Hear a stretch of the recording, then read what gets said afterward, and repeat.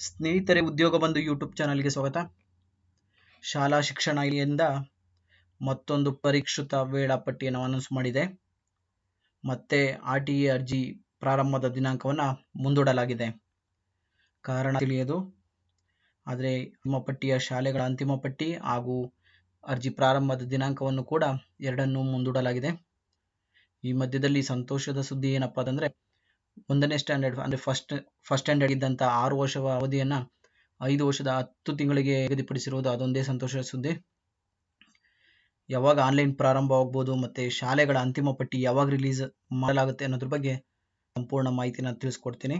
ಯಾರೆಲ್ಲ ನನ್ನ ಚಾನಲ್ಗೆ ಸಬ್ಸ್ಕ್ರೈಬ್ ಆಗಿಲ್ವೋ ದಯವಿಟ್ಟು ಸಬ್ಸ್ಕ್ರೈಬ್ ಆಗಿ. ಮೊದಲಿಗೆ ನೆರೆಹೊರೆ ಶಾಲೆಗಳ ಅಂತಿಮ ಪಟ್ಟಿ ಯಾವತ್ತು ರಿಲೀಸ್ ಆಗುತ್ತೆ ಅನ್ನೋದಾದರೆ 17/4/2026 ರಿಲೀಸ್ ಮಾಡ್ತೀನಿ ಅಂತ ತಿಳಿಸಲಾಗಿದೆ. ಹಾಗೆ ಅರ್ಜಿ ಸಲ್ಲಿಸಲು ಪ್ರಯೋಗಾರ್ಥ ಅವಧಿ ಅಂದರೆ ಟ್ರಯಲ್ ಟೆಸ್ಟಿಂಗ್ ಬಂದು 18/4/2026ರಿಂದ 19/4/2026 ಮಾಡಲಿದ್ದಾರೆ. ಹಾಗೂ RTE ಅಡಿ ದಾಖಲಾತಿ ಕೋರಿ ಪೋಷಕರು ಆನ್ಲೈನ್ ಮುಖಾಂತರ ಅರ್ಜಿನ ಸಲ್ಲಿಸುವ ದಿನಾಂಕ ಬಂದು 21/4/2026ರಿಂದ 17/5/2026 ಅವಕಾಶ ಮಾಡಿಕೊಡಲಾಗಿದೆ. ಹಾಗೂ ಅರ್ಜಿ ಸಲ್ಲಿಸಿದಲ್ಲಿ ಏನಾದರೂ ತೊಂದರೆಗಳಿದ್ದರೆ ಡಾಕ್ಯುಮೆಂಟ್ಸ್ ಪ್ರಾಬ್ಲಮ್ಮು ಅದರ ನೈಜತೆ ಪರಿಶೀಲನೆ ಬಂದು 22/4/2026ರಿಂದ 18/5/2026 ಅವಕಾಶವಾಗಿದೆ. ಹಾಗೆ ಲಾಟರಿ ಪ್ರಕ್ರಿಯೆ ಮೊದಲ ಪಟ್ಟಿ ಬಂದು 22/5/2026 ಅಂದು ಲಾಟರಿ ಅನೌನ್ಸ್ ಆಗುತ್ತೆ.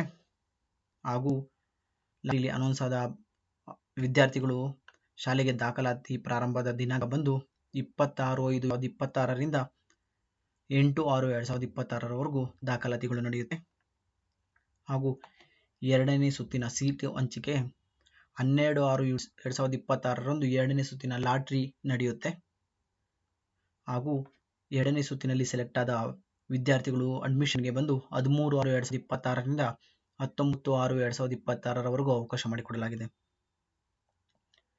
ಹಾಗೂ ಶಾಲೆಗಳಿಗೆ ದಾಖಲಾದ ಎರಡನೇ ಸುತ್ತಿನ ಮಕ್ಕಳ ವಿವರಗಳನ್ನು ಸಾಫ್ಟ್ವೇರಲ್ಲಿ ಅಪ್ಡೇಟ್ ಮಾಡೋದು 13/6/2026ರಿಂದ 19/6/2026 ಮಾಡಿಕೊಡಲಾಗಿದೆ. ಇದು 3ನೇ ಬಾರಿ ಪರಿಷ್ಕೃತ ವೇಳಾಪಟ್ಟಿ ರಿಲೀಸ್ ಮಾಡಿರುವಂಥದ್ದು. ಈ ಬಾರಿ ಖಂಡಿತವಾಗ್ಲೂ ಆನ್ಲೈನ್ ಅರ್ಜಿ ಪ್ರಾರಂಭವಾಗುತ್ತೆ. ಏಕೆಂದರೆ ಸಮಯ ಇಲ್ಲ, ಆಲ್ರೆಡಿ ಏಪ್ರಿಲ್ ಮುಗಿತಾ ಬಂತು. 1 ತಿಂಗಳ ಸಮಯ ಇರುತ್ತೆ. ಆದ ಕಾರಣ ಖಂಡಿತವಾಗ್ಲೂ ಸ್ಟಾರ್ಟ್ ಮಾಡ್ತಾರೆ. ಯಾರೆಲ್ಲ ಇದಕ್ಕೆ ಬೇಕಾದ ದಾಖಲಾತಿಗಳನ್ನೆಲ್ಲ ರೆಡಿ ಮಾಡ್ಕೊಳ್ಳಿ.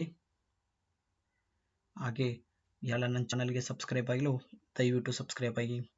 ನಿಮ್ಮ ಒಂದು ಸಬ್ಸ್ಕ್ರೈಬ್ ನಮ್ಮ ವಿಡಿಯೋ ಮಾಡೋದಕ್ಕೆ ಉತ್ತೇಜನ ಸಿಗುತ್ತೆ. ದಯವಿಟ್ಟು ಸಬ್ಸ್ಕ್ರೈಬ್ ಆಗೋದನ್ನು ಮರಿಬೇಡಿ.